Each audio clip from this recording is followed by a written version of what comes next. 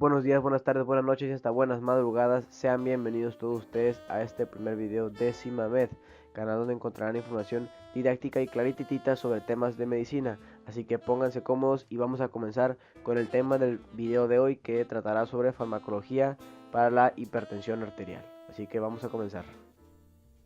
Antes de entrar de lleno a lo que vienen siendo cada uno de los grupos farmacológicos, es necesario que se comprenda cómo es que ocurre la hipertensión y cómo es que daña nuestro organismo, para de esa forma posteriormente entender el porqué y el para qué de cada uno de los medicamentos indicados para tratarla. La hipertensión arterial es o se define como un estado de elevación continua crónica de la presión arterial igual o mayor a 130/80 milímetros de mercurio.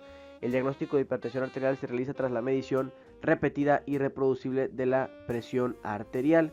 La hipertensión arterial, o comúnmente conocida como el asesino silencioso, es la enfermedad cardiovascular más común y aumenta la incidencia de enfermedades tales como la insuficiencia renal, enfermedad coronaria, la insuficiencia cardíaca y el accidente cerebrovascular. Aquí tenemos pues una ayuda visual de una tabla hecha por la American Heart Association con los valores normales y patológicos de la presión arterial, menos de 120 y menos de 80, valores normales, y pues como ya les mencioné aquí, iguales o mayores a 130/80 milímetros de mercurio, ya sería hipertensión arterial diagnosticada, ¿no? La clasificación de la hipertensión arterial puede darse por medio de su etiología o su causa, que puede ser de origen primario o de origen secundario. La diferencia entre ambas es que la de origen primario pues es multifactorial, son varios factores los que influyen en la presencia de esta hipertensión, y en el caso de la secundaria pues es de origen específico, ¿no? Puede ser originada por alguna enfermedad subyacente. Alrededor del 85 al 90%, es decir, la mayoría de casos son de origen primario, y el resto, que es el 10 al 15%, es de origen secundario o específico. La etiología, como ya les mencioné, de la hipertensión primaria o esencial es multifactorial, donde influyen factores de riesgo no modificables y modificables. Los factores de riesgo no modificables son el sexo, la raza, la edad y la genética. Y en cambio los factores de riesgo modificables, que si se denominan modificables porque el cambio de ellos o el abandono de algunos, como el hábito tabáquico o el consumo de alcohol, pueden influir como terapia no farmacológica de la hipertensión arterial. También tenemos pues la disminución del consumo alto de sodio, también influye como una terapia no farmacológica de esta enfermedad. Y pues tenemos a la obesidad, a la dislipidemia y a la resistencia a la insulina como también factores de riesgo modificables. Y por otro lado tenemos a la hipertensión secundaria o específica, donde tenemos como causas a la enfermedad renal, feocromocitoma, coartación aórtica, alteración de la producción de hormonas córticos suprarrenales y el uso de anticonceptivos orales. Normalmente existen dos factores determinantes que regulan la presión arterial en estado fisiológico del cuerpo humano, que vienen siendo aquí en rojo el gasto cardíaco y la resistencia vascular periférica. Aquí, como podemos ver, la presión arterial es igual al gasto cardíaco multiplicado por la resistencia vascular periférica, es decir, la presión arterial es directamente proporcional al gasto cardíaco y también es directamente proporcional a la resistencia vascular periférica. Lo que quiere decir que si aumentan los valores del gasto cardíaco, o en dado caso de que aumenten los valores de la resistencia vascular periférica, ¡pum!, se dispara la presión arterial y aumenta también los valores de la presión arterial. Es importante decir que el gasto cardíaco también depende de otros dos factores y la resistencia vascular periférica de otros también dos factores. El gasto cardíaco, por su parte, depende del volumen sistólico y de la frecuencia cardíaca, y la resistencia vascular periférica depende de la estructura y la función vascular. El volumen sistólico, es la cantidad de sangre que eyecta el corazón con cada latido, y la frecuencia cardíaca es la cantidad de latidos por minuto que tiene la bomba de salida o el corazón. Y por su parte, la función vascular y la estructura vascular pues viene siendo cómo están constituidos los vasos, y pues que no estén dañados ellos mismos para poder funcionar de manera correcta. Bueno, aquí pues tenemos resaltadas a las 4 variables que determinan la presión arterial, para poder relacionarlas con los siguientes gráficos. Aquí tenemos al sistema de regulación de la presión arterial, con estructuras como arteriolas, vénulas, corazón y riñones. Las arteriolas como las principales productoras de resistencia vascular periférica, a las vénulas como las estructuras con mayor capacitancia, es decir, tienen la cualidad de tener una gran capacidad de almacenes de sangre venosa, y por lo tanto disminuye el volumen que regresa al corazón. Tenemos al corazón como esa bomba de salida que eyecta sangre con cada latido, y a los riñones como los principales reguladores del volumen sanguíneo o volemia. Esta regulación de la volemia es a largo plazo a través de la famosísima señora A. Señora A es sistema renina-angiotensina-aldosterona, clarititito. Como bien les dije, pues es una regulación a largo plazo donde se involucran la variable de volumen, pues el volumen sistólico. Tenemos también que la frecuencia cardíaca es regulada pues por el sistema nervioso autónomo a través de su rama simpática y parasimpática. La simpática, constituida por nervios pues simpáticos, son los que estimulan el aumento de la frecuencia cardíaca, a diferencia de la rama parasimpática. Esta es la que se encarga de disminuir la frecuencia cardíaca. Muy bien. Aquí tenemos el diagrama, segundo diagrama, para poder explicar pues, las variables. Y se puede observar que es el arco reflejo baroreceptor, que pues puede entrar como regulador de la variable de la función vascular. Pues de qué manera, pues como un sensor de presión, ¿no? Digamos que aquí tenemos el baroreceptor en el seno carotidio, nuestro cuello. Cuando se bifurcan ambas arterias carotidias, se puede encontrar este seno carotidio. Entonces, digamos que ante algún cambio de la presión sanguínea arterial, este baroreceptor o este arco reflejo pues va a funcionar y va a regular la presión arterial. En un caso de altas o cambios de presión arterial hacia arriba, es decir, hacia una, digamos, hipertensión, este baroreceptor va a ser estimulado y va a llevar información a través de esta fibra sensorial que va a estimular a esta segunda neurona. Esta segunda neurona es de tipo inhibitorio, es decir, va a bloquear o inhibir la transmisión de información a partir de aquí, es decir, esta neurona que se encuentra en el centro vasomotor no va a poder estimular al resto del sistema neuronal. Entonces, como ahorita les dije, una alta de presión va a estimular esto de aquí para estimular a la segunda neurona para que inhiba al resto del sistema. Entonces, si tenemos, digamos, al contrario, una baja de presión, el baroreceptor no va a ser estimulado porque no va a llegar suficiente sangre con suficiente presión. Entonces, esta fibra sensorial no va a ser estimulada. Si no se estimula, no estimula a la que va a inhibir. Entonces, esta inhibitoria no va a funcionar y por lo tanto la neurona o soma neuronal que se encuentra en el centro vasomotor va a poder funcionar, va a poder activarse para poder estimular al resto del sistema. Si se activa el centro vasomotor, va a estimular al ganglio simpático de la cadena paravertebral. Esto va a poder liberar en la terminación nerviosa simpática sustancias neurotransmisoras vasoconstrictoras que pueden actuar sobre receptores alfa o beta para de esa forma aumentar la presión sanguínea arterial. Es importante que sepan que a diferencia del sistema renina-angiotensina-aldosterona, esta regulación es de tipo a corto plazo. Muy bien.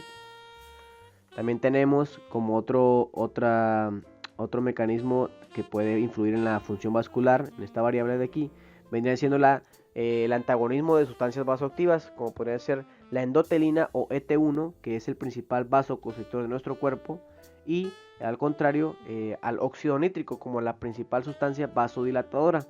En estados de obesidad, que es un estado de inflamación crónica, de estrés oxidativo, donde no funciona bien el endotelio, y en situaciones de hipoxia, este equilibrio entre sustancias vasoconstrictoras y sustancias vasodilatadoras se va a ver mermado, y esta merma de este equilibrio va a producir el aumento de sustancias vasoconstrictoras que van a disminuir el lumen vascular, en este caso la endotelina o ET1. Muy bien. Y por último, la última variable, pues la estructura vascular, donde pueden influir o afectar casos como la aterosclerosis, que es la acumulación de grasas en placas de ateroma entre la capa de endotelio, que está rosita de aquí, rosititita, y entre la otra que es de músculo lisovascular, la rosita, ¿ok? Rosita y rosititita. Entre ambas se puede acumular grasas y producirse la aterosclerosis. También pueden haber casos como aumento de la rigidez vascular que disminuyan el lumen vascular y por lo tanto aumente la resistencia vascular periférica, y como bien les dije, si aumenta la resistencia vascular periférica, aumenta la presión arterial. Y pues entramos a lo mero bueno, que vienen siendo los fármacos antihipertensivos, que se clasifican en tres grandes grupos: los diuréticos, los moduladores de la señora A, de la famosísima señora a los simpaticolíticos y a los vasodilatadores. En los diuréticos tenemos a los ahorradores de potasio, a las tiazidas y a los diuréticos de asa. En los moduladores de la señora A tenemos que se divide en inhibidores de la enzima convertidora de angiotensina, antagonistas del receptor de angiotensina 2, inhibidores directos de renina y antagonistas de aldosterona. En los simpaticolíticos tenemos a los de tipo centrales, a los ganglionares, a los de neuronas postganglionares y a los receptores adrenérgicos, o los que actúan sobre receptores adrenérgicos.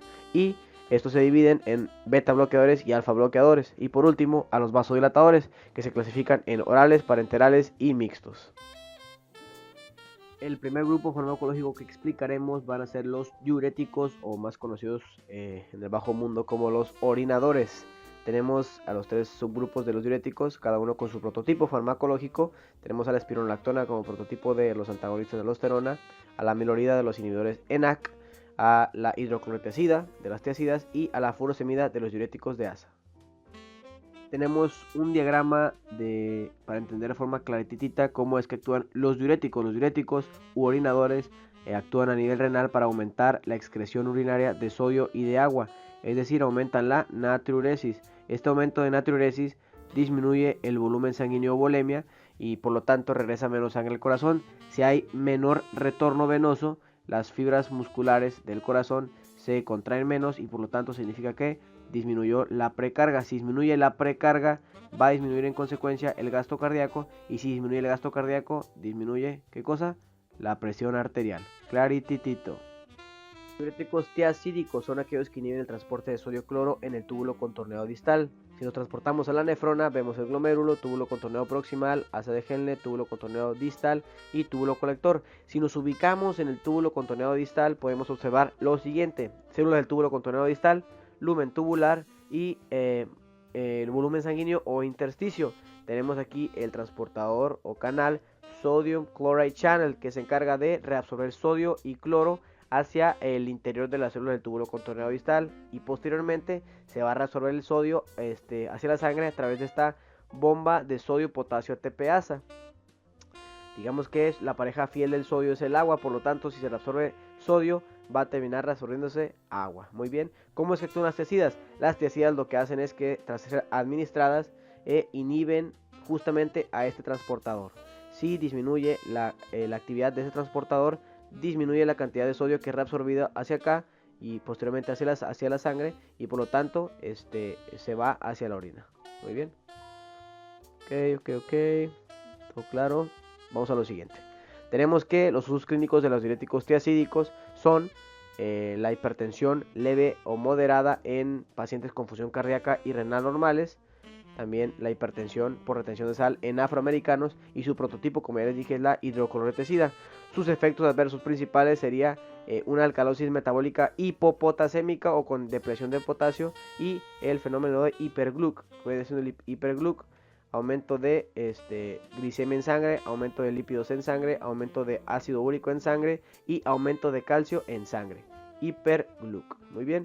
Tenemos dos fármacos principales, además del prototipo, que es la hidroclorotiazida, que viene siendo la metolazona, que es un diurético similar a tiazidas y está indicado por su mayor eficacia en insuficiencia renal leve o moderada. Tiene mayor eficacia justamente en esta enfermedad. Y el otro medicamento vendría siendo la clortalidona, porque tiene una mayor potencia que la hidroclorotiazida. Muy bien. Es muy importante que sepan que no solamente están indicados los diuréticos para la hipertensión, sino también tiene otras indicaciones. Sin embargo, pues para eso, si le dan like al video, se suscriben, comparten con sus familiares y amigos, pues haremos más videos donde específicamente haremos un video de diuréticos con sus indicaciones terapéuticas completas y sus efectos adversos. Pero pues por efectos de tiempo solamente mencionaremos pues sus indicaciones más importantes como antihipertensivos, ¿no? Ok, pues el efecto adverso más importante que mencioné ahorita en estos momentos de los diuréticos tiacídicos es la depresión de potasio. Pero ¿cómo ocurre la depresión de potasio acompañado de alcalosis metabólica? Nos ubicamos en el túbulo colector para poder entenderlo.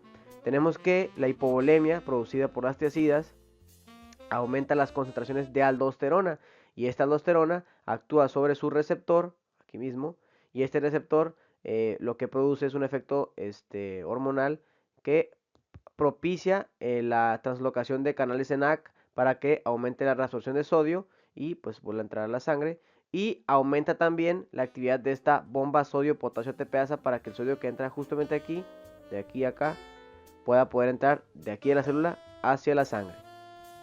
En segundo lugar, pues tenemos que, déjenlo borrar aquí, como bien les mencioné, pues la reabsorción de sodio, justamente por efecto de aldosterona. En tercer paso, tenemos que por gradiente electroquímico se secreta potasio. ¿Cómo es que funciona esto? Al meterse sodio, por la bomba sodio-potasio ATPasa, justamente aquí se mete sodio, pero también se tiene que sacar potasio de la sangre para meterlo a la célula. Este intercambio de iones promueve la aparición de un gradiente electroquímico que termina secretando potasio hacia el lumen tubular, es decir, hacia la orina. Todos estos iones de potasio se van por la pipí, por la orina, ¿ok? Muy bien. Y en último lugar, pues justamente ya se explicó la hipopotasemia, la depresión de potasio, pero también se produce una alcalosis metabólica. En este fenómeno patológico que es la alcalosis metabólica, actúan, en vez de las células principales, actúan, permítanme, las células intercaladas, que son las de aquí. ¿Cómo es que actúan las células intercaladas? Por medio de una actividad simultánea de la bomba sodio-hidrogeniones de estas células, ¿ok? Aquí en el diagrama no viene, pero yo se las realicé justamente aquí. Miren, aquí tenemos el sodio en el líquido extracelular y el hidrogenión en el líquido intracelular. ¿Qué es lo que pasa? Que tras a la aldosterona actuar para poder aumentar la reabsorción de sodio, el sodio también no solamente se intercambia con potasio, sino con otro ion positivo que vendría siendo el hidrogenión. Entonces aumenta la actividad de esta bomba para meter sodio y que este sodio termine entrando a la sangre, ¿ok? Sin embargo, pues el hidrogenión sale y termina siendo excretado por la orina. También la aldosterona no solamente aumenta este intercambio, sino que también secreta iones de hidrógeno por medio de una bomba ATPasa, ¿ok? Este aumento de los hidrogeniones en la orina y la disminución de ellos en la sangre promueve la aparición de una alcalosis metabólica. Muy bien. El segundo grupo de diuréticos son los diuréticos de asa, o conocidos por su alias como diuréticos de techo alto, que inhiben al transportador luminal encargado de reabsorber sodio, potasio y 2-cloros en la porción ascendente gruesa del asa de Henle. Tenemos la nefrona y nos ubicamos en esta porción del asa de Henle y observamos lo siguiente: células de la porción ascendente gruesa del asa de Henle, intersticio sangre y el lumen tubular donde se encuentra la orina. El transportador, el famosísimo, que reabsorbe sodio, potasio y 2-cloros. Tras la administración de diuréticos de asa como la furosemida se inhibe este transportador y por lo tanto la reabsorción de estos iones disminuye y se van por el lumen tubular, ¿okay? El prototipo farmacológico de estos diuréticos es la furosemida. ¿Y por qué se les denomina, por qué su alias es diuréticos de techo alto? Estos diuréticos se denominan de techo alto porque a dosis bajas producen su efecto máximo, es decir, tienen una alta potencia. Son medicamentos muy potentes porque aunque los administremos a bajas dosis, su efecto máximo puede producirse. Sus indicaciones clínicas son la hipertensión grave y complicaciones como puede ser el edema agudo de pulmón. Para el edema agudo de pulmón, su primera línea podría siendo la furosemida, ¿ok? Y pues como efectos adversos principales tenemos a la hipomagnesemia, hipocalemia, que vendría siendo lo mismo que hipopotasemia, y alcalosis metabólica. Como ya explicamos cómo es que sucede la hipocalemia y la alcalosis metabólica. Sin embargo, ¿cómo es que sucede la hipomagnesemia? Justamente aquí, en la misma porción del ascendente gruesa del asa de Henle, tenemos al transportador que normalmente la actividad de este canal, propicia la introducción de iones potasio, aquí lo tenemos, justamente aquí, que vuelven a salir hacia el lumen tubular, y esta salida de iones positivos de potasio genera un potencial positivo en el lumen tubular. Como tenemos muchos iones positivos que es el potasio que entra, y tenemos aquí también magnesio y calcio, estos dos al repelerse con tanta actividad positiva o tanta carga positiva más bien, se reabsorben y entran hacia la sangre. Muy bien. Sin embargo, si se inhibe la actividad de este transportador, se inhibe la entrada de potasio, y si no hay potasio que luego pueda salir y generar ese potencial positivo hacia el lumen tubular, no lo produce, y por lo tanto tanto el magnesio y calcio, se mantienen en el lumen tubular y se secretan, y por lo tanto, pues baja las concentraciones de ellos en sangre, ¿ok? Se produce hipomagnesemia principalmente. Y por último tenemos como diuréticos ahorradores de potasio a los antagonistas del receptor de aldosterona y a los inhibidores del canal ENaC. Estos bloquean a la aldosterona directamente en el receptor, y estos de acá lo que hacen es disminuir la entrada de sodio a través de los canales ENaC de la membrana luminal del túbulo colector. Nos ubicamos en la nefrona, justamente aquí en el túbulo colector, y vemos lo siguiente: aldosterona receptor propicia la entrada de sodio a través de los canales ENaC y estimula la actividad de la bomba sodio-potasio ATPasa. Esta bomba sodio-potasio ATPasa lo que hace es meter sodio, pero a expensas de sacar potasio hacia la orina. Entonces, ¿qué pasa? Cuando administramos inhibidores del ENaC o antagonistas del receptor de aldosterona, lo que sucede es que se inhibe la actividad de aquí y se inhibe la actividad de acá. Y por lo tanto, el sodio que normalmente entraría a expensas de la salida de este ion potasio, pues el sodio se quedaría acá, afuera, aquí, y el potasio se quedaría aquí. Entonces, por lo tanto, no ocurre esa depresión de potasio que ocurriría con otros fármacos diuréticos, ¿no? Espironolactona, prototipo de este grupo, y amilorida, prototipo de este otro grupo. Y bueno, pues como usos clínicos de los ahorradores de potasio, la hipertensión y pacientes hipertensos con insuficiencia cardíaca. Como efectos adversos tenemos hipercalemia y acidosis metabólica hiperclorémica, pero lo único que solamente, bueno, que es exclusivo de estos ahorradores de potasio, de estos no, es la ginecomastia, que se debe debido, por ejemplo, a que el uso de espironolactona, que es un antagonista del receptor de aldosterona, pero como es no selectivo, también puede bloquear, por ejemplo, receptores de andrógenos y producir este efecto adverso. Muy bien. Y bueno, pues el siguiente grupo de fármacos lo dará mi compañero y amigo queridísimo Omar Acosta. Le paso el micrófono para que le ponga mucha atención. Muy bien, entonces ahora hablaremos de los moduladores del sistema renina-angiotensina-aldosterona o los moduladores de la señora A. Estos incluyen 4 grupos farmacológicos, ¿no? Que son los inhibidores de la ECA o los IECAS, que pues también se les llaman como la familia de los priles, porque casi todos terminan en prile. Los antagonistas del receptor de angiotensina o ARA2, también los sartanes, como el losartán, el telmisartán, el valsartán, el inhibidor directo de la renina, que incluye al alisquirén, es el único fármaco de este grupo, y los antagonistas de aldosterona, que forman parte de los diuréticos ahorradores de potasio, como ya se los explicó José. Entonces, bueno, para entender a los moduladores del sistema renina-angiotensina-aldosterona es importante entender el sistema renina-angiotensina-aldosterona.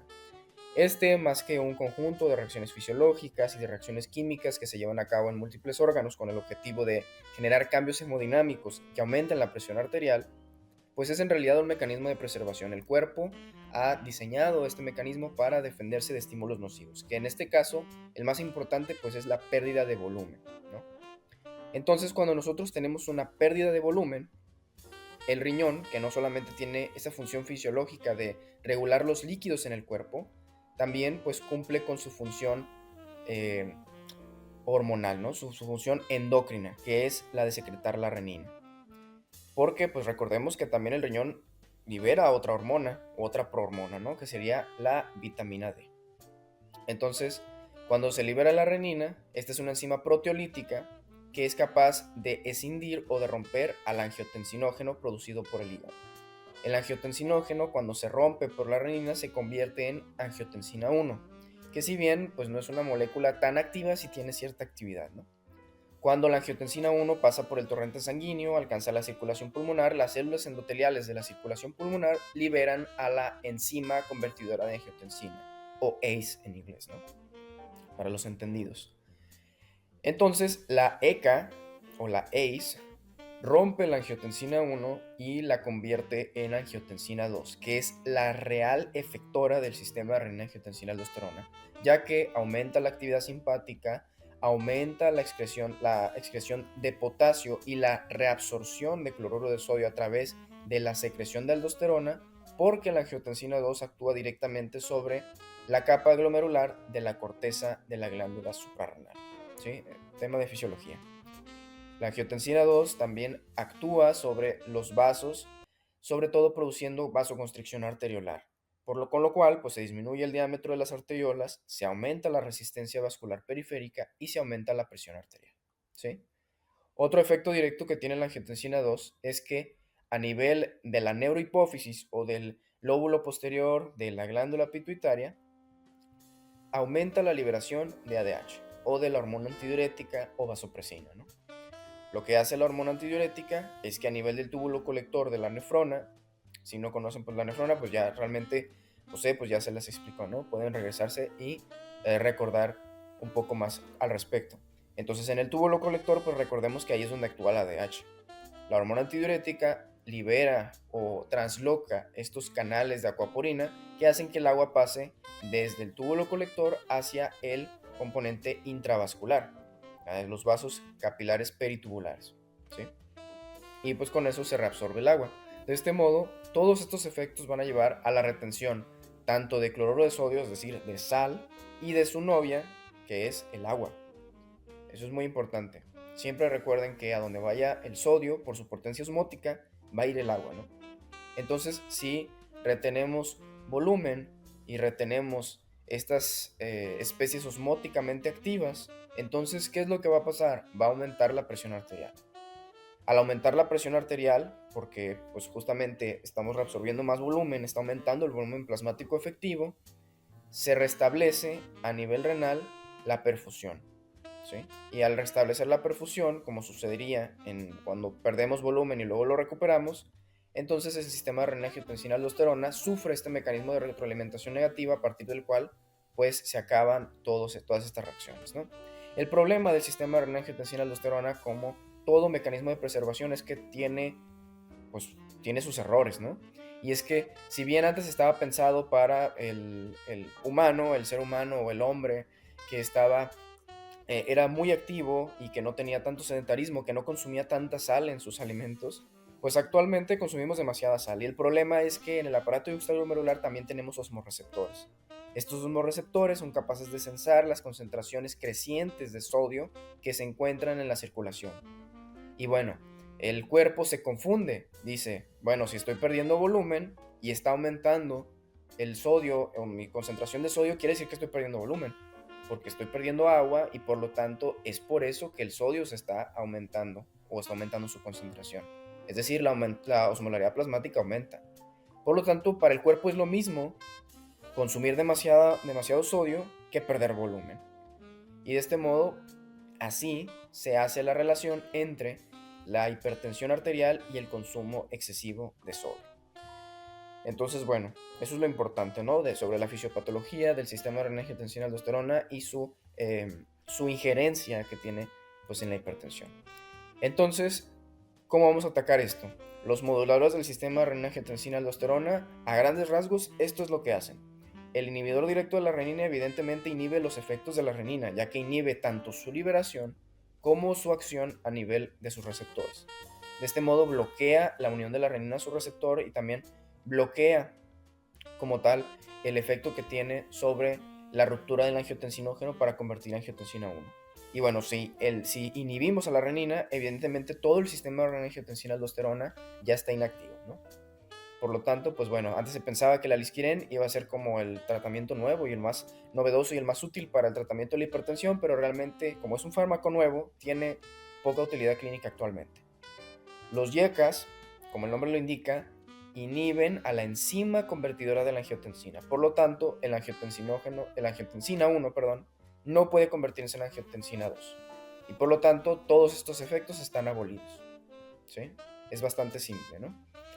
Con respecto a los antagonistas de la aldosterona, como mi compañero ya se los comentó, bloquean competitivamente los receptores de aldosterona, de modo que este efecto, que es la reabsorción tubular de cloruro de sodio y la excreción de potasio, ya no se da. Por eso se les llama a los antagonistas de la aldosterona, como la espironolactona, por ejemplo, un diurético ahorrador de potasio, porque inhibe la excreción del potasio, ¿no? A la vez, pues que hace que se pierda su cloruro de sodio por la orina. Es simple si entendemos la fisiopatología, ¿ok? Entonces, pues bueno, sin embargo, pues van a darse cuenta de que aquí solamente hay 3. Y la realidad es que podemos atacar al sistema de renina-angiotensina-aldosterona desde 4 frentes. Y este es el más utilizado. Justamente por eso los ARA2 o los antagonistas del receptor de angiotensina 2 son los fármacos que se utilizan como de primera elección en el tratamiento de la hipertensión arterial esencial no complicada. Es porque si bloqueamos el efecto que tiene la angiotensina 2, básicamente bloqueamos todos estos efectos solamente al dar un medicamento. ¿Sí? Es simple. Entonces es precisamente por esto que se utiliza como de primera elección, sobre todo el losartán, ¿no? Lo vamos a ver más adelante, no se preocupen. Entonces, pues bueno, ya hablamos de la fisiopatología, cualquier cosa aquí se puede regresar en el video, ¿no? Entonces vamos a iniciar hablando de los YECAs. Los YECAs o inhibidores de la enzima convertidora de angiotensina, pues son básicamente como prototipo tienen al captopril. También otro fármaco importante es el enalapril, y en general todos los YECAs, o casi todos, terminan en la terminación pril, ¿no? Por lo tanto se les conoce como la familia de los priles. El lisinopril, el benacepril, el fosinopril, etc. El enalapril, o en realidad pues casi todos los fármacos que forman parte de este grupo, van a convertirse en un principio activo denominado enalaprilato. El enalaprilato, sin embargo, va a tener que convertirse a captopril. Por eso el captopril es el prototipo, ¿sí? Entonces podría decirse que todos los YECAs son profármacos ¿de quién? Del captopril. Porque en última instancia todos se convierten en este fármaco, ¿ok? A partir pues, de su metabolismo a nivel hepático, o aunque hay algunos que tienen metabolismo renal. Y bueno, el enalaprilato solo pues está disponible para uso intravenoso, sobre todo se utilizaba para el tratamiento de emergencias hipertensivas, pero ya no tiene tanta utilidad clínica en ese sentido porque hay fármacos mejores para ello, ¿no? Bueno, sus efectos farmacológicos son que disminuyen la resistencia vascular periférica, pero esto sin alterar el gasto cardíaco ni la frecuencia cardíaca. Esto quiere decir que no producen activación simpática refleja y por lo tanto son seguros de utilizar en pacientes que tengan riesgo de infarto, que padezcan de angina o que ya hayan padecido de infarto. Es decir, son seguros de utilizar en cardiopatía isquémica, ¿ok?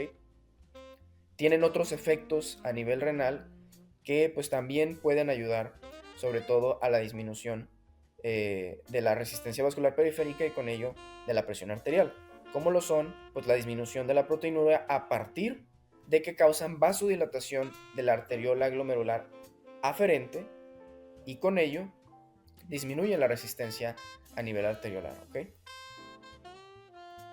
Entonces, bueno, con respecto a otros parámetros farmacocinéticos que también son relativamente importantes y sus efectos adversos, pues son los siguientes, ¿no? El enalaprilato tiene una semivida de 11 horas, es decir, casi todos los priles entonces tienen una semivida de alrededor de 11 horas porque todos se tienen que convertir en enalaprilato y posteriormente pues en el captopril.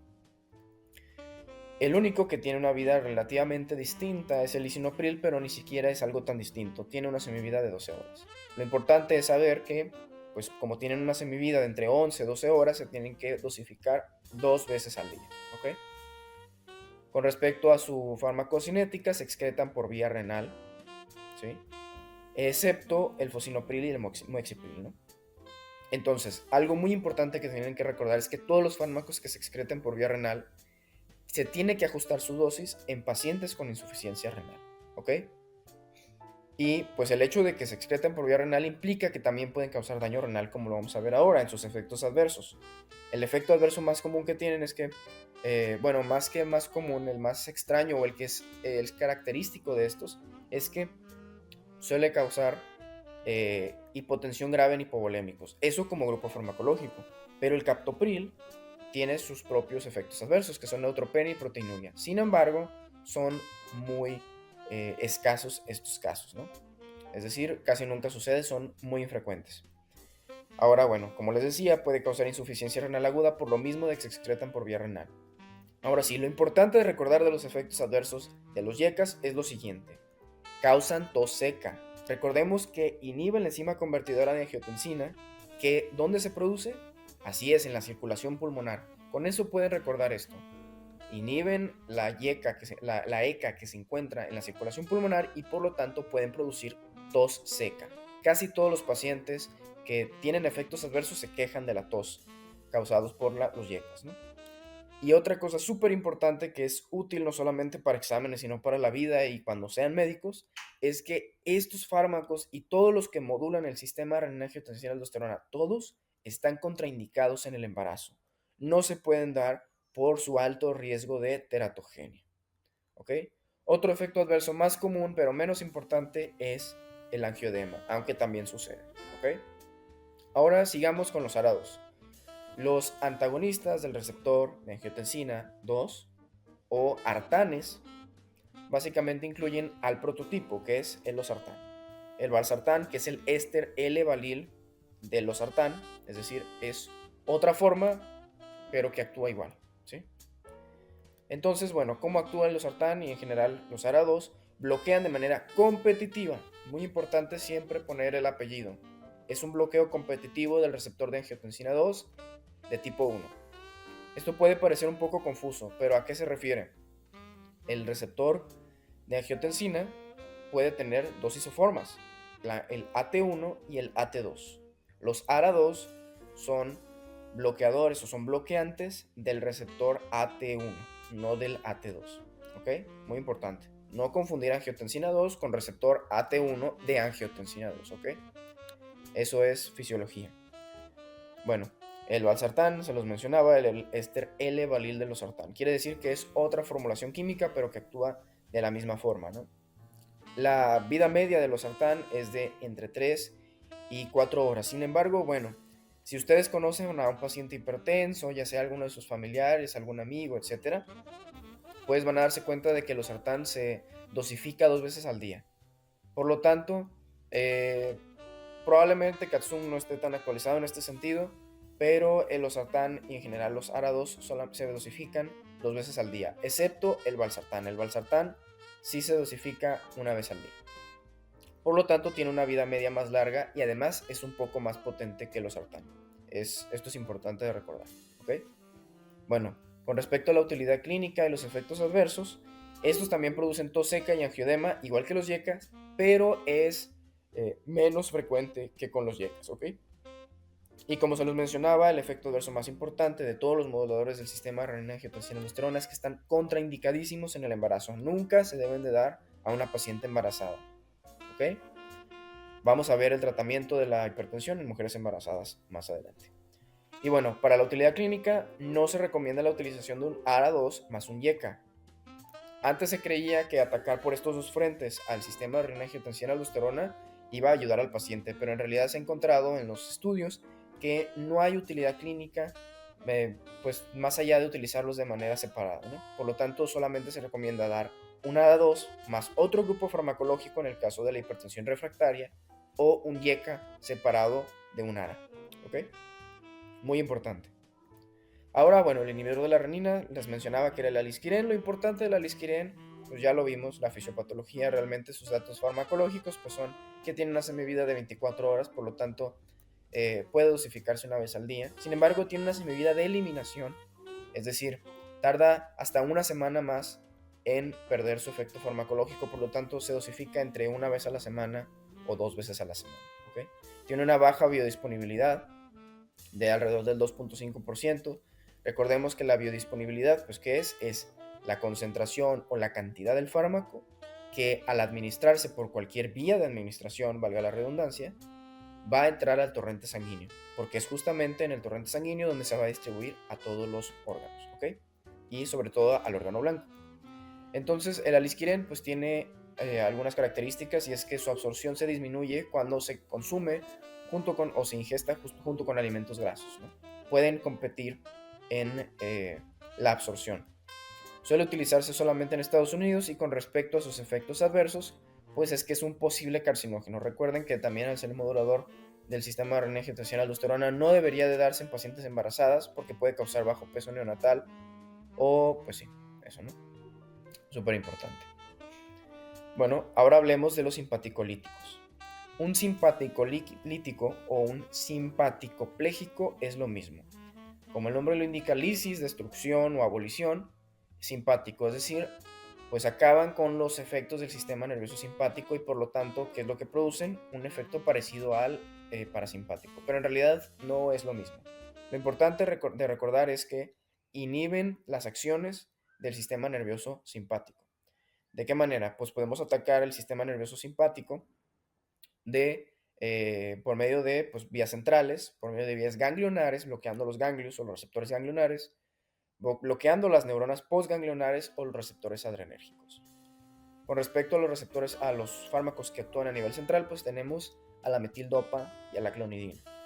En los ganglionares, solamente el hexametonio, que realmente su utilidad es más experimental.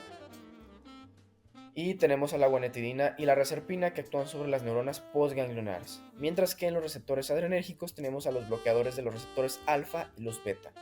Les adelanto que los más utilizados son sobre todo la metildopa, el alfa y el beta, pero la metildopa solamente en un caso en específico, como lo vamos a ver, ¿sí? Entonces, bueno, hablemos primero de los simpaticolíticos centrales. Incluyen a la metildopa y a la clonidina. Raramente se utilizan hoy en día y solamente tienen indicaciones y consideraciones especiales. Entonces, pues recordemos un poco de la fisiología de la liberación de la norepinefrina y en general de las aminas vasoactivas. En la neurona preganglionar, esta es la neurona preganglionar, esta es la célula o la neurona postganglionar y esta es la hendidura sináptica. Tiene que entrar tirosina a la neurona preganglionar junto con pues, su intercambiador, bueno, más que un intercambiador sería un simportador de sodio, ¿no? Entra tirosina, entra el sodio. La tirosina, gracias a la enzima tirosina hidroxilasa, va a convertirse en el precursor de las aminas dopa. A partir de otras enzimas, como lo puede ser la dopa descarboxilasa, este se va a convertir en dopamina, ¿sí? La dopamina, dentro pues, de la vesícula presináptica, una vez que entra por el BMAT, que es el transportador de aminas monovesiculares, o de vesicular, sí, el transportador de aminas vesiculares, pues básicamente puede convertirse la dopamina en norepinefrina o en epinefrina, ¿no? Que son adrenalina y noradrenalina. Lo importante de aquí es que luego, cuando se abran los canales de calcio, en el momento en el que haya un potencial de acción y se invierta el sentido de la corriente, es decir, que se aumente el voltaje a nivel de la neurona preganglionar, se abrirán los canales de calcio, con lo cual el influjo de calcio actuará sobre las moléculas o las proteínas del complejo de la sinaptoficina y la sinaptobrevina, ¿no? Que son el complejo de las proteínas BAM, ¿sí? A partir de aquí, pues las vesículas van a poderse liberar hacia la hendidura sináptica junto con su contenido, norepinefrina, adrenalina o incluso dopamina también. Estas en la hendidura sináptica pues van a actuar sobre los adrenoreceptores o los receptores que se encuentran en la neurona postganglionar para llevar a cabo su efecto celular, ¿ok? Eso es lo importante. A partir de ahí, pues bueno, también hay un sistema de recolección, o podría decirse realmente de retroalimentación, en el cual se recaptan estos neurotransmisores y luego vuelven a actuar sobre sus autorreceptores en las neuronas preganglionares. De este modo, pues teniendo un mecanismo de retroalimentación negativa, ¿ok? Entonces, bueno, lo importante es que, por ejemplo, la alfa-metildopa o la metildopa, que es este fármaco de aquí, va a entrar a la neurona preganglionar, ¿ok? A partir de sus propios transportadores. En este caso, creo que es a partir de un transportador de aminoácidos. Entonces, se va a convertir en su forma más activa, que es la alfa-metilnoradrenalina, ¿ok? Esta es la forma activa del alfa-metildopa. Y como podemos ver, para que se convierta en esto, pues tiene que perder un péptido señuelo, ¿sí? Ya no es la misma forma.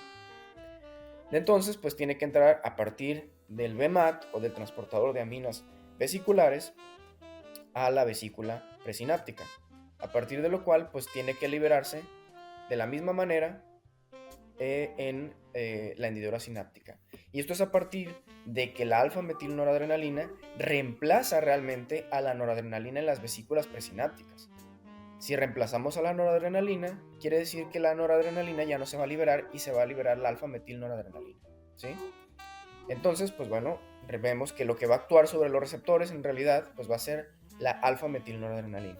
En este caso sobre los receptores alfa 2, que bueno, si no lo recuerdan, no pasa nada, se encuentran sobre todo en las neuronas, pueden encontrarse en las neuronas postsinápticas o en las neuronas presinápticas, ¿ok?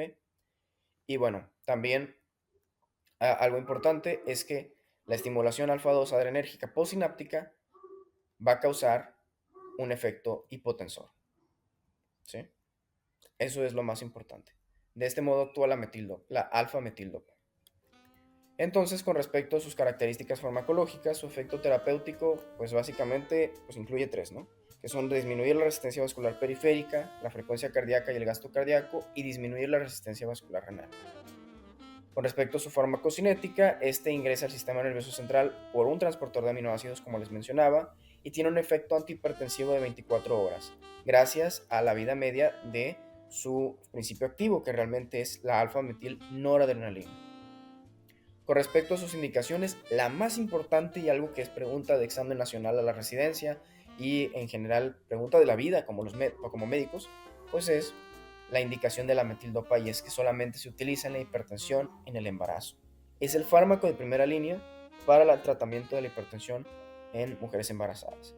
Sus efectos adversos pues es que puede causar sedación o lasitud mental, puede causar galactorrea y suele causar una prueba de CUMS positiva, ¿sí? Anticuerpos positivos, ¿ok? Entonces, con respecto al tratamiento de la hipertensión en el embarazo, vamos a hacer este pequeño paréntesis y voy a mostrarles una mnemotecnia, que es Hypertensive moms love nifedipine, o las mamás hipertensivas aman el nifedipino, pero les recomiendo pues aprendérselo en inglés. ¿Por qué? Bueno, porque esto incluye los 4 fármacos que son los más utilizados para el tratamiento de la hipertensión en el embarazo, ¿sí? Incluyen a Hypertensive H, a la hidralazina, MOMS, metildopa, que como vimos pues es el de primera línea, Love, L, pues, la betalol, y nifedipine de nifedipino, obviamente. El fármaco de primera línea pues es la alfa-metildopa, ¿ok? Pero pues pueden utilizarse los demás dependiendo de las características de la paciente, ¿ok? Ahora, el otro fármaco antihipertensivo a nivel central o simpaticolítico central es la clonidina. La clonidina hace lo mismo, entra en la neurona presináptica y se convierte pues en clonidina. Sin embargo, pues la clonidina ya es el principio activo como tal, ¿ok? Entra de nuevo a la vesícula a partir del BMAT y cuando se libera en la hendidura presináptica, pues se libera igual, completamente igual, ¿ok? Ahora sí, la diferencia radica en lo siguiente. Libera la clonidina, la neurona presináptica en la hendidura sináptica, y bueno, igual, se estimulan los receptores alfa-2 postsinápticos, pero en realidad el efecto hipotensor que tiene la clonidina es a partir de la activación de los receptores alfa-2 presinápticos. Es decir, estimula estos receptores y los receptores alfa-2 son inhibidores. Por lo tanto, si estimulamos un receptor inhibidor, vamos a inhibir la liberación de neurotransmisores de la neurona presináptica. Y de este modo ya no se pueden liberar adrenalina, noradrenalina, sobre todo la noradrenalina, ni la dopamina, que son pues aminas vasoactivas que pueden aumentar la presión arterial, ¿sí? Por lo tanto, básicamente lo que hacemos es estimular un mecanismo de retroalimentación negativa. Y esto es lo que causa el efecto hipotensor, ¿ok? Bueno, con respecto a sus efectos terapéuticos, disminuye el gasto cardíaco. CO es gasto cardíaco, por sus siglas en inglés, cardiac output, y frecuencia cardíaca. También relaja los vasos de capacitancia, que básicamente son las vénulas, como ya lo mencionó José. En cuanto a su farmacocinética, es liposoluble y por lo tanto es capaz de atravesar la barrera hematoencefálica y tiene efectos adversos importantes. La sedación puede causar boca seca, pero lo más importante es que cuando el paciente deja de tomar el medicamento, está tomando el medicamento y deja de tomarlo, es decir, interrumpe una dosis, puede tener una crisis hipertensiva. Esto es extremadamente importante. Esta crisis hipertensiva suele tratarse con otro fármaco que se llama fentolamina, que lo vamos a ver también más adelante, para que lo recuerden, ¿ok?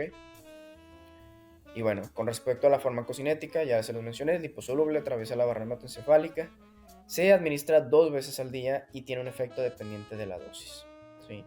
Las contraindicaciones es que no puede darse a pacientes que sufran de depresión y que por lo tanto estén tomando algún tratamiento antidepresivo, antidepresivos tricíclicos, inhibidores de la recaptura selectiva de serotonina, inhibidores de la recaptura de norepinefrina, serotonina, etc. Por eso, pues está contraindicado en pacientes con depresión, pero que están medicados. Y bueno, ya acabamos con los simpaticolíticos centrales. Eso fue lo más importante. Con respecto a los ganglionares, pues tenemos simplemente al hexametonio. Y bueno, realmente el uso del hexametonio es más experimental que nada, pero lo que más me interesa aquí es explicarles el sistema nervioso autónomo y darles un poco de la farmacología de esto, ¿no? Explicarles un poco al respecto. Tenemos el sistema nervioso autónomo, que como sabemos lleva a cabo todas las funciones que son involuntarias del organismo, por ejemplo, el latido del corazón, su cronotropismo, es decir, el mantenimiento de la frecuencia cardíaca, el peristaltismo, de los intestinos y en general de todas las vísceras huecas, Una división así como la contracción cráneo-sacra del músculo liso. ¿Sí? que Esto es incluye algo involuntario, al que por sistema lo tanto nervioso el sistema parasimpático nervioso autónomo es el y que una se encarga división de ello. anatómica Este tiene dos toracolumbar divisiones que anatómicas. incluye el sistema nervioso simpático, es decir, cráneo sacro. Cráneo porque incluye a los nervios craneales y sacro porque incluye sobre todo a las raíces de S2 a S4. ¿Ok? Mientras que el sistema nervioso simpático incluye el sistema nervioso autónomo anatómicamente tóraco-lumbar, ¿sí? Porque incluye desde las raíces nerviosas, pues de T1 hasta L5, ¿ok? Entonces, o bueno, entre L2 y L5, ¿ok? Entonces, así se divide anatómicamente. Lo importante es que, pues, también a nivel funcional tienen distintas características. El sistema nervioso parasimpático o sistema nervioso autónomo parasimpático tiene lo que conocemos como ambos en realidad tienen neuronas preganglionares y neuronas postganglionares. Las pre y postganglionares, pues ¿de qué depende? Dependen de la existencia de los ganglios. Las preganglionares son las que se encuentran anteriores o pre al ganglio y las postganglionares las que salen directamente del ganglio, ¿no? Estas neuronas que salen directamente de él. Por eso se les llama postganglionares y estas son las preganglionares. La diferencia radica, como lo pueden observar, sobre todo en la longitud de estas neuronas. Las neuronas preganglionares del sistema nervioso parasimpático son largas. Podemos observar que son muy largas, mientras que las postganglionares son cortas. ¿Ok? Las del simpático, por otro lado, las preganglionares son cortas y las postganglionares son largas. Y esto, bueno, a nivel funcional, ¿qué efecto tiene? Pues realmente el sistema nervioso parasimpático y el simpático son en gran parte pues responsables de que nosotros sintamos dolor, ¿no? Entonces el dolor visceral, que es el primero que se siente, que es aquel dolor difuso, que se siente básicamente, si uno tiene una apendicitis, se siente en casi todo el abdomen, está dado por el sistema nervioso simpático. ¿Por qué? Porque al final la neurona efectora, que es la neurona postganglionar, es larga. Al tener un trayecto largo, inerva múltiples regiones anatómicas. Y es por eso que el dolor se siente como un dolor difuso, que se encuentra a lo largo de todo el abdomen. Pero cuando pasan los días, este dolor visceral se convierte en un dolor que está relacionado con el sistema nervioso parasimpático. Y este pues entonces ya empieza a activar a las neuronas postganglionares parasimpáticas, que son cortas y que por lo tanto no inervan tanto trayecto, sino que inervan solamente el lugar que realmente pues está afectado, ¿no? Que tiene ese daño tisular. Y es por eso que al principio, en algunos casos de apendicitis, el dolor, por ejemplo, empieza a ser difuso hasta que finalmente se irradia solamente o se localiza en la fosa ilíaca derecha, donde se encuentra el apéndice secal. ¿Ok? Eso es a grandes rasgos una explicación del sistema nervioso autónomo. Igual necesitan leerlo, también en el Capsule viene una buena explicación al respecto. Entonces, bueno, el sistema nervioso simpático también incluye a esta neurona o esta prolongación de un ganglio modificado, que sería la corteza suprarrenal, ¿sí? O bueno, en realidad sería la médula suprarrenal, la glándula suprarrenal como tal. Es un ganglio simpático pero modificado, porque al final pues libera norepinefrina, ¿no? Entonces estos ganglios, todas las neuronas preganglionares, absolutamente todas, van a liberar acetilcolina, los cuales van a actuar, esta acetilcolina va a actuar sobre el ganglio de su neurona respectiva o de su sistema respectivo, sobre un receptor nicotínico. El receptor nicotínico, en el caso del sistema nervioso parasimpático, pues va a liberar más acetilcolina que va a actuar sobre un receptor M muscarínico. ¿Ok? En el caso del sistema nervioso simpático, en la mayoría de los casos, va a ser lo mismo. La acetilcolina de la neurona preganglionar va a actuar sobre el ganglio en su receptor nicotínico, y el receptor nicotínico, a partir de esta red neuronal, va a actuar ahora liberando norepinefrina. Pero la norepinefrina, ¿dónde va a actuar? Va a actuar en un receptor alfa o en un receptor beta adrenérgico, ¿no? En el caso del sistema nervioso simpático. Sin embargo, pues bueno, también hay una excepción, y es que, por ejemplo, en el caso de las glándulas, sobre todo las glándulas salivales o las glándulas sudoríparas, que son pues reguladas, por así decirlo, de manera neural por el sistema nervioso simpático, este es el único caso en el que una neurona postganglionar simpática va a liberar acetilcolina, la cual va a actuar ya no sobre un receptor nicotínico, sino sobre un receptor muscarínico. ¿Okay? Y bueno, también tenemos el sistema nervioso somático, ¿sí? Este ya no forma parte del sistema nervioso autónomo. Sería la otra división funcional del sistema nervioso. Sería autónomo y somático la otra división, ¿sí? Y bueno, el somático pues obviamente implica el control voluntario, sobre todo de los músculos, ¿ok? Bueno, eso es lo importante. Entonces, ¿cómo actúan los simpaticolíticos ganglionares? Obviamente actúan sobre el ganglio, como el hexametonio. ¿Qué es lo que hace el hexametonio? Pues bueno, este receptor nicotínico, que es básicamente un receptor ionotrópico de sodio, es decir, deja pasar al sodio a través de esta compuerta, va a unirse a este receptor, lo bloquea, y cuando lo bloquea, el sodio ya no es capaz de entrar. Por lo tanto, el sodio que antes excitaba a las células ya no es capaz de hacerlo, y por lo tanto ya no se lleva a cabo la transmisión de la corriente. Y de este modo pues se bloquea el impulso, ¿sí? Eso es lo más importante y es en realidad lo único importante del hexametonio, porque fuera de eso pues solamente tiene uso experimental, ¿sí? Disminuye la concentración de catecolaminas porque evidentemente si bloqueamos el ganglio ya no se liberan las catecolaminas del sistema nervioso simpático, y su uso clínico en realidad es experimental. Causa bastantes efectos adversos, ya que pues, puede causar realmente una simpaticoplejía profunda. Recuerden, simpaticolisis o simpaticolíticos y simpaticoplégicos es lo mismo. Y estos son justamente los efectos de la simpaticoplejía. Serían los efectos prototípicos de estimular demasiado el sistema nervioso parasimpático, porque el sistema nervioso simpático está abolido. ¿Okay? Entonces, bueno, lo que sigue es ver a los simpaticolíticos que actúan sobre neuronas postganglionares. Actúan de manera parecida a los centrales, solamente que, bueno, la reserpina tiene otro mecanismo de acción. Bloquea el BMAT o el transportador de aminas monovesiculares, con lo cual, lo siento, ya no se liberan las catecolaminas a la hendidura sináptica. Y con ello, pues ya, se acabó el problema. Ya no hay...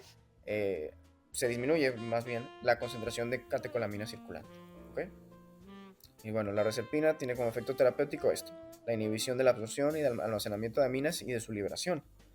Disminuye las concentraciones circulantes de noradrenalina, de dopamina y de serotonina. En cuanto a su farmacocinética, pues es un fármaco liposoluble, y es precisamente por esto por lo que alcanza la barrera hematoencefálica. ¿Ok? Tiene un tiempo de vida media de entre 24 y 48 horas, y con respecto a sus efectos adversos, suele causar hipotensión postural, ¿sí? O hipotensión ortostática. Puede causar síntomas extrapiramidales precisamente porque disminuye las concentraciones de dopamina. Eso después lo van a ver cuando, lo vamos a ver realmente cuando estudiemos un poco con respecto al Parkinson y a los fármacos antiparkinsonianos, a los neurolépticos, etc.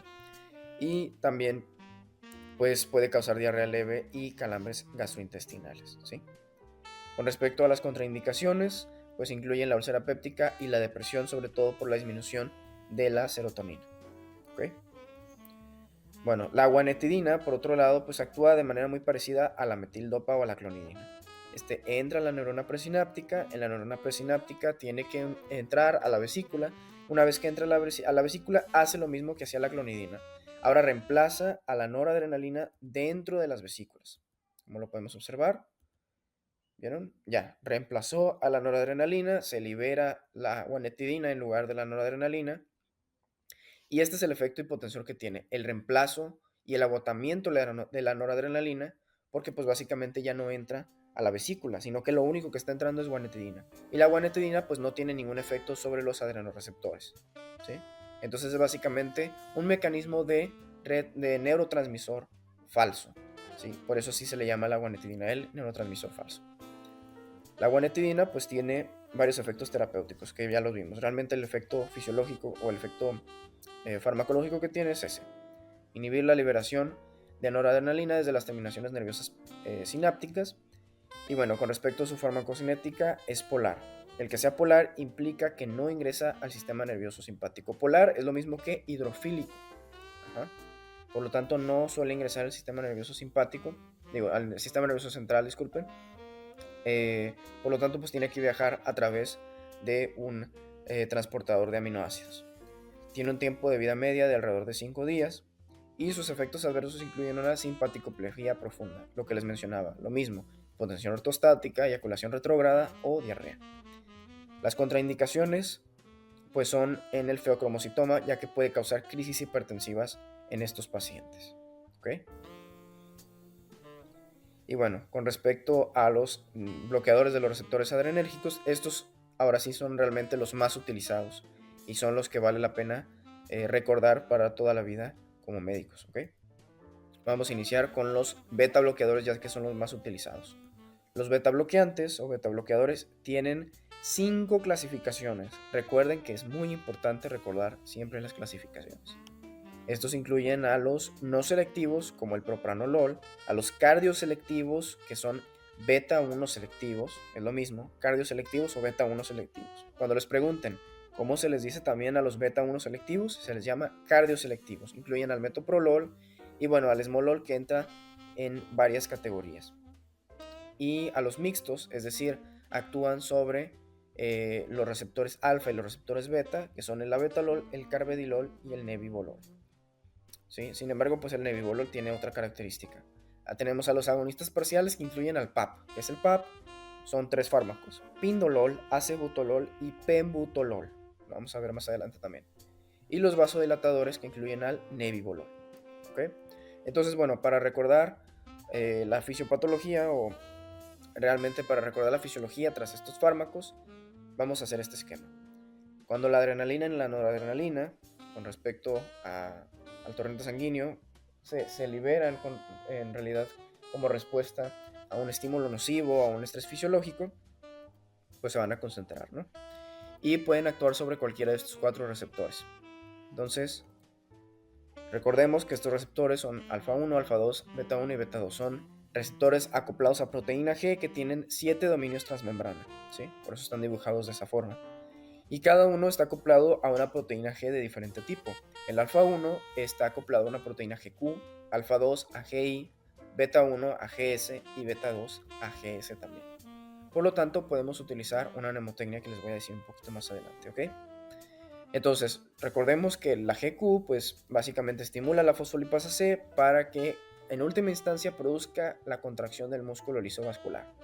Por ello, el receptor alfa 1, que sobre todo se encuentra en los vasos, su estimulación va a causar una vasoconstricción que provoca aumento de la resistencia vascular periférica y con ello un aumento de la presión arterial. Los receptores alfa 2, que están acoplados a una GI, van a inhibir a los canales de calcio de tipo N de las neuronas preganglionares. De este modo, pues se va a inhibir la liberación de los neurotransmisores, que son aminas vasoactivas, sobre todo la noradrenalina, ¿ok? Mientras que el beta 1 está acoplado a una proteína GS, lo mismo que el beta 2. La diferencia es que el beta 1 se encuentra sobre todo en el miocardio, es decir, en las células miocárdicas en el corazón, y suele encontrarse también en el riñón, ¿sí? En el riñón, ya que esto estimula pues la liberación de renina, ¿sí? Eso es muy importante, casi siempre se nos olvida. Y bueno, el beta 2 es lo mismo, solamente que se encuentra en el músculo liso bronquial, ¿no? Y bueno, la adenilato ciclasa, que es estimulada por la proteína GS, va a aumentar las concentraciones de AMP cíclico a partir de ATP, de modo que se estimulen múltiples proteínas incluidas la proteína sinasada, la proteína activada por mitógeno, etc. De este modo, los efectos finales que va a tener la dinilatociclasa va a ser la contracción del músculo cardíaco, gracias a la estimulación de los receptores beta 1, la relajación del músculo liso por la estimulación del receptor beta 2 y la liberación de renina. ¿Okay? Y bueno, algo importante de recordar es que los receptores alfa 2, por ser GI, también inhiben las acciones de la dinilatociclasa. Por lo tanto, es completamente un receptor inhibidor. Y bueno, la mnemotecnia pues es la siguiente. Para recordar qué tipo de proteína G tiene cada uno de los receptores adrenérgicos, recuerden la palabra KISS. Solamente que en vez de ser una K, o sea, en vez de beso, KISS, es una Q. Alfa 1 Q, alfa 2 I, beta 1S, beta 2S, ¿ok? Esto. Y bueno, ya de aquí podemos empezar a estudiar los beta bloqueadores. Vamos a iniciar con el no selectivo, que es el propranolol, y es el prototipo en realidad. Sus efectos terapéuticos son disminuir el gasto cardíaco, disminución de la resistencia vascular periférica y depresión del sistema renina-angiotensina-aldosterona. Recuerden que el sistema renina-angiotensina-aldosterona también puede ser activado por los receptores beta 1. Entonces, si bloqueamos beta 1 y beta 2, pues estamos bloqueando el sistema renina-angiotensina-aldosterona y también disminuimos el gasto cardíaco porque producimos cierta cardiodepresión. ¿Ok? Entonces, en la farmacocinética, pues se administra 2 veces al día y tiene un tiempo de vida media de entre 3 y 5 horas. ¿Ok? Tiene un 25% de biodisponibilidad, es decir, es una biodisponibilidad relativamente baja. Y los efectos adversos pues dependen del el efecto sobre el receptor que tengan. Por lo tanto, se puede considerar que los efectos adversos son una extensión del efecto o el mecanismo de acción del fármaco. ¿Okay? Si bloqueamos beta 1, vamos a producir en algunos pacientes susceptibles una bradicardia profunda, sobre todo aquellos que ya manejan una presión arterial alta, pero con una frecuencia cardíaca pues disminuida o baja en reposo. También bloqueo de los receptores beta 2 puede producir broncoespasmo e hiperglucemia, porque recordemos que la estimulación del beta 2 produce broncodilatación. Por eso utilizamos beta 2 agonistas para el tratamiento del asma. Eso luego lo vamos a ver en otro video. Y bueno, la hiperglucemia, ya que se bloquea la relación de insulina al bloquear los receptores beta 2. Y bueno, los usos clínicos realmente pues es en la hipertensión leve a moderada, sobre todo en aquellos pacientes que tienen riesgo de cardiopatía isquémica, porque produce una disminución de la frecuencia cardíaca, del inotropismo también, es decir, de la fuerza de contracción, y con ello se disminuye el requerimiento de oxígeno por parte del corazón o del miocardio. ¿Okay? Bueno, con respecto a los cardioselectivos, recordemos que los beta 1 selectivos, el metoprolol y el atenolol, se les llamaba también como cardioselectivos, así es. Pues bueno, lo importante de estos es que con respecto a su farmacocinética, pues se metabolizan por CYP2 de 6, tienen una vida media de entre 4 y 6 horas. Y bueno, el metoprolol, por un lado, tiene una forma de liberación sostenida, de modo que se puede dar 2 veces a la semana o una sola vez al día. También se ha encontrado que el metoprolol, al ser cardioselectivo, puede reducir la mortalidad en pacientes con insuficiencia cardíaca. Esto es más por estadística. Y el atenolol, pues bueno, con respecto a su farmacocinética, no se metaboliza y se excreta en la orina así como entra. Tiene una vida media de alrededor de 6 horas y no es tan efectivo para tratar las complicaciones de la hipertensión. El hecho de que sea excretado en la orina sin metabolizarse implica que se tenga que reducir la dosis en insuficiencia renal. Ya lo habíamos mencionado, ¿ok? La diferencia realmente es que son cardioselectivos y por lo tanto, a diferencia del propranolol, que es no selectivo, este produce menos efectos adversos relacionados con el bloqueo del receptor beta 2. Es decir, no produce broncoespasmo y no produce hiperglucemia. ¿Ok? Eso es lo más importante. Por lo tanto, pues, en pacientes asmáticos, ¿qué beta bloqueador daríamos? Un beta 1 selectivo, o sea, un cardioselectivo o un no selectivo. Así es, un cardioselectivo. ¿Sí? De eso viene sobre todo pues, la elección del tratamiento. ¿Okay? También tenemos otros fármacos que son cardioselectivos porque son beta 1 selectivos, que incluyen al betaxolol y al bisoprolol. Estos se metabolizan en el hígado, tienen una vida media larga y se administran una vez al día. Pero bueno, para eso también tenemos el metoprolol de liberación sostenida. ¿Okay?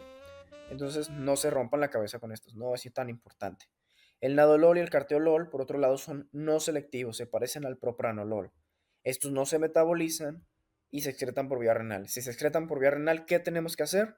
Así es, reducir la dosis en pacientes con insuficiencia renal. Muy bien. Y bueno, ahora hablemos de unos que son un poco más complicados.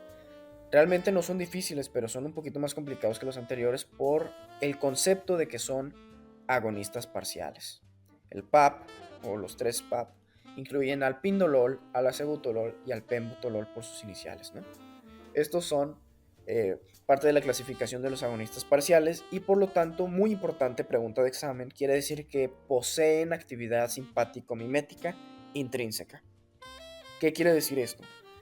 Bueno, si recuerdan las clases de farma básica, que realmente si no lo recuerdan no pasa nada, aquí se los voy a recordar, un agonista parcial, a diferencia de un agonista completo o un agonista total o un agonista definitivo, es aquel que se une al receptor al cual está, pues, que tiene cierta afinidad, pero a diferencia del agonista completo, como lo podría ser, por ejemplo, un agonista completo sería, por ejemplo, la noradrenalina, ¿no? Sobre los receptores beta 1 y beta 2, o los receptores adrenérgicos. Entonces, la adrenalina, la noradrenalina, causan una activación del 100% del el tejido, ¿sí? En este caso, pues, ya sea del corazón, del músculo liso, etc. Mientras que los agonistas parciales producen una actividad de este tejido, pero menor al 100%, que puede estar entre el 50, el 40 y por lo tanto se les llaman agonistas parciales, ¿ok? Eso es lo importante. Entonces, esto es lo que hacen estos fármacos, el PAP, el pindolol, el acebutolol y el pembutolol. Por eso se dice que tienen actividad simpático-mimética intrínseca. Y bueno, lo que sucede pues es lo siguiente. ¿Cómo actúan si es que pues pueden activar un poco el tejido? ¿De qué manera nos van a servir para la hipertensión? Bueno, pues si tenemos al pindolol, por ejemplo, y a la noradrenalina, lo que hacen estos es que compiten por el receptor beta 1 con la noradrenalina y por lo tanto pues al final gana el pindolol. Gana el pindolol de modo que en vez de tener esta activación del receptor beta 1, es decir, esta activación completa con el 100% de la actividad del tejido cardíaco, solamente vamos a tener una activación del 50% aproximadamente, del 40% o menos, ¿no? Porque es un agonista parcial el que está actuando, no el agonista completo. Entonces, pues bueno, se llevan a cabo los efectos celulares, pero no a tal magnitud como sucedería con la noradrenalina. Sin embargo, esto supone un problema, ¿sí? ¿Alguien puede imaginarse qué es? Bueno, voy a dejarles un tiempo para que lo piensen, pónganle pausa. Y el problema realmente es que en pacientes que tengan angina de pecho o que tengan cardiopatía isquémica, estos agonistas parciales no se deben de administrar, porque al poseer actividad simpático-mimética intrínseca, sí van a activar el receptor beta 1, no tanto como la noradrenalina, pero sí van a activar el receptor y por lo tanto van a aumentar la demanda de oxígeno del miocardio y pueden causarle al paciente un evento isquémico. Por eso, importante, pregunta de examen. Nunca se deben de dar agonistas parciales a un paciente hipertenso con angina de pecho o que tenga cardiopatía isquémica. Esto lo vamos a recordar más otra vez en el video de angina, pero es muy importante, no lo vayan a olvidar, ¿ok? Bueno, lo que sigue. Encontramos pues también a los vasodilatadores, otra clasificación, que bueno, incluyen básicamente al abetalol, al carvedilol y al nebivolol. Alol y LOL, ¿sí? Básicamente todos los betabloqueadores terminan en olol, como el nebivolol, a excepción de estos dos vasodilatadores, el abetalol y el carvedilol, ¿sí? Para que se acuerden de ellos. Es una forma de recordarlos. Si lo quieren recordar de memoria, pues también está bien. Y el nebivolol, pues va a ser más fácil recordarlo por lo que vamos a ver a continuación. Pero primero vamos a hablar del labetalol, ¿sí? El abetalol pues es una mezcla racémica de 4 isómeros. Quiere decir que su formulación incluye 4 moléculas que básicamente son la misma molécula, pero está dispuesta de manera distinta con respecto a su organización estequiométrica o a sus átomos, ¿ok? Básicamente son quirales, ¿ok? Y tiene pues de esos isómeros, de esos 4 isómeros, los activos son 2, SR y RR. SR es bloqueante o bloqueador de los receptores alfa y RR es bloqueador de los receptores beta. Esto es muy importante, esto también suele ser pregunta de examen, recuérdenlo. Mientras que los isómeros inactivos de la beta-lol suelen ser SS y RS, perdón. Entonces recuerden, activos SR alfa, RR bloquea beta, inactivos SS y RS. Ahora, el abetalol, aunque pues actúa sobre los receptores alfa y los receptores beta, suele tener una potencia relativa mayor de 3 a 1 con respecto de los receptores beta a los alfa. Por lo tanto, reduce la resistencia vascular periférica a la vez que también pues disminuye la presión arterial y causa cierta cardiodepresión. Entonces, ¿de qué manera reduce la resistencia vascular periférica y vasodilata? Al bloquear a los receptores alfa, sobre todo pues obviamente a los receptores alfa 1. ¿Ok? Eso es importante. Ahora pues hablemos del carvedilol. El carvedilol es una mezcla racémica pero de solo 2 isómeros, y estos 2 isómeros son activos, a diferencia de los de la betalol que eran 4, y de esos 4 solamente 2 eran activos. ¿Ok? Entonces, los 2 isómeros activos pues son SR y RR. ¿Sí? R actúa sobre todo sobre los receptores alfa, mientras que S, el S negativo, bloquea alfa y beta de manera no selectiva. Es decir, el beta no selectivo es bloqueador beta 1 y beta 2, mientras que sus 2 isómeros, el R y el S, bloquean alfa. ¿Ok? Esto quiere decir que el bloqueo alfa pues, es relativamente igual, con lo cual los 2 isómeros reducen la resistencia vascular periférica y por lo tanto vasodilatan. ¿Sí? Con respecto a la farmacocinética, pues tiene una semivida de entre 7 y 10 horas, se da 1 a 2 veces al día, y el metabolismo suele ser hepático estereoselectivo, es decir, eso quiere decir que cada isómero se metaboliza de manera separada.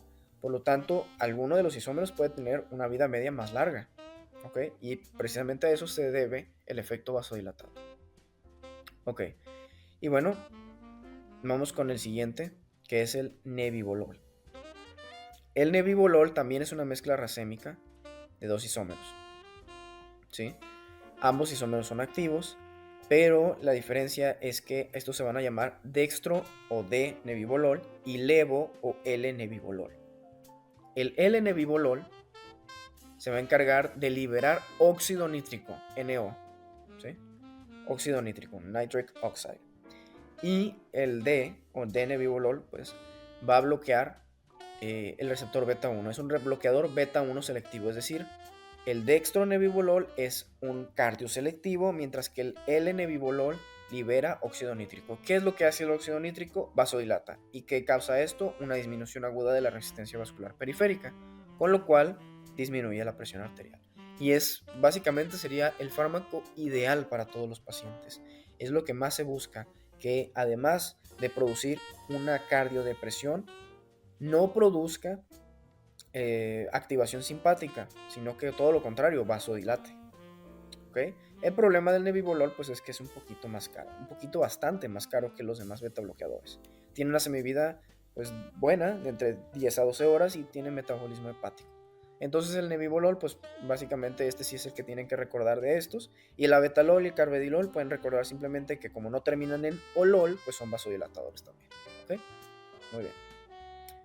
Entonces, con respecto a el último, pues incluye al esmolol.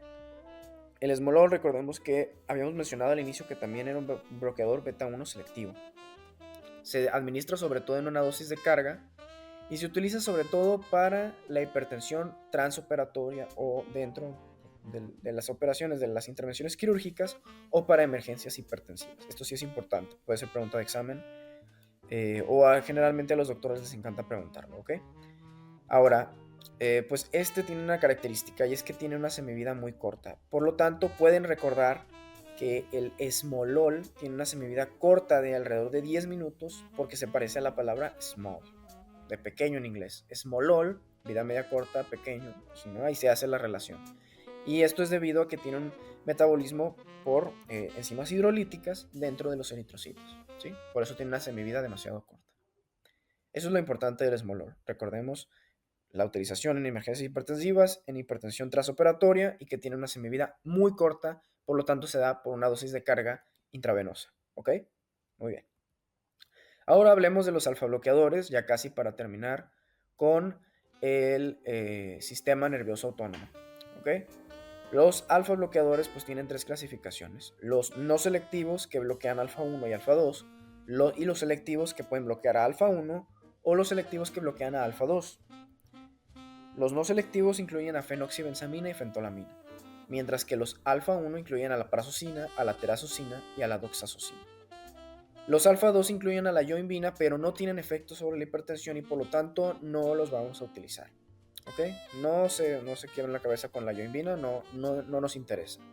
Pero es importante recordar los no selectivos y los selectivos alfa 1. ¿Ok? Vamos a hablar primero de los no selectivos. Estos recordemos que incluyen a fentolamina y fenoxibenzamina. ¿Ok? Producen un bloqueo alfa no selectivo, con lo cual bloquean tanto a alfa 1, que se encuentra aquí abajo de color azul, como a alfa 2. ¿Ok? El problema que tienen estos fármacos, y por lo cual ya casi no se utilizan más que en ciertas condiciones, es que producen una taquicardia refleja por el bloqueo alfa 2. ¿Por qué? Pues bueno, cuando tenemos adrenalina y noradrenalina en el torrente sanguíneo, suelen unirse, cuando no hay ningún fármaco, a los receptores alfa 1 y a los receptores alfa 2 también. El problema es que cuando utilizamos fentolamina, por ejemplo, bloqueamos tanto alfa 1 como alfa 2. Y los únicos lugares que tienen disponibles la adrenalina y la noradrenalina, pues son los receptores beta. Por lo tanto, si se unen a los receptores beta 1, van a producir taquicardia. Exactamente, ¿no? Entonces, esa es la fisiología detrás de esta taquicardia refleja. ¿Ok? Bueno, la utilización de estos realmente está limitada al diagnóstico y al tratamiento del feocromocitoma, mientras que, esto es para ambos, mientras que la fentolamina puede utilizarse junto con un beta bloqueador para el síndrome de abstinencia de la clonidina. Lo habíamos hablado justamente cuando hablamos de clonidina, ¿ok? Esto es importante, pueden anotarlo también, puede ser que lo pregunten en algún examen. Y bueno, ahora hablaremos de los alfa 1 selectivos, que incluyen a la prazosina, la terazocina y la doxazocina, ¿ok? Suelen producir un bloqueo alfa 1 tanto en arteriolas como en vénulas, con lo cual, pues bueno, como es selectivo, produce menos taquicardia refleja que los no selectivos, ¿sí? Ya que ahora pues sí hay un mecanismo de retroalimentación al bloquear o al estimular más bien la adrenalina y la noradrenalina, el receptor alfa 2. Y suelen ser más efectivos con polifarmacia cuando se dan con algún diurético o un beta bloqueador. No se recomienda que se den solos, salvo en casos específicos. Y bueno, con respecto a cada uno, la terazocina se metaboliza muy bien y tiene una vida media de alrededor de 12 horas. Mientras que la doxazocina tiene una biodisponibilidad intermedia y una vida media más larga de casi un día. Los efectos adversos pues suelen ser hipotensión ortostática, esto es importante, casi que siempre causan hipotensión ortostática, pueden causar mareos y lasitud, y bueno, su utilización sobre todo es en los pacientes que tienen hipertensión pero además sufren de hiperplasia prostática benigna, porque justamente los receptores alfa 1 también se encuentran en el músculo liso de la próstata, específicamente los alfa 1A. ¿Sí? Por lo tanto, podemos atacar estas dos enfermedades concomitantes si utilizamos alguno de estos medicamentos. Entonces, un paciente con hiperplasia prostática que además es hipertenso, le vamos a dar un bloqueador alfa 1 selectivo. ¿Ok?